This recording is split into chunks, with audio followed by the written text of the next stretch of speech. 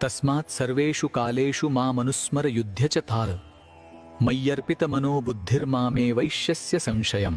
यहाँ मां मनुस्मर शब्द महत्वपूर्ण है। मुझे याद करो और संघर्ष करो, अर्थात ईश्वर भक्ति और कर्तव्य को एक दूसरे का पूरक बनाओ। श्री कृष्ण कहते हैं कि सिर्फ ध्यान या सिर्फ कर्म नहीं, बल्कि दोनों का संतुलन आवश्यक है। युद्ध का व्यापक अर्थ है अपने कर्तव्यों और कार्यों को निरंतर निभाते रहना।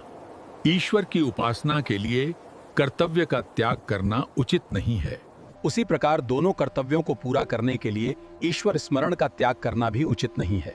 ये दोनों एक दूसरे के पोषण तत्व हैं, जो रेल की पटरियों की तरह साथ साथ चलते हैं।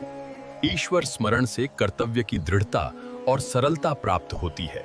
सहजम कर्म कौन्तेय सदोषम न त्यजेत सर्वारंभा हि दोषेण धूमेनाग्निरिवावृताः।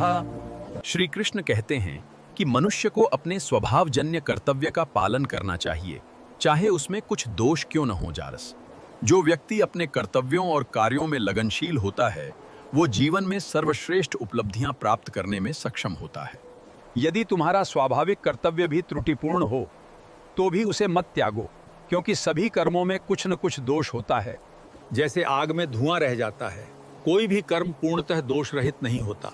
यदि कोई केवल दोष देखकर ही कर्म को त्यागना चाहे तो वो एक भी कर्म नहीं कर सकता, परंतु कर्म के दोनों पहलुओं को देखकर वो कर्म अवश्य करे जिसमें गुणधर्म अधिक और दोष धर्म कम हो।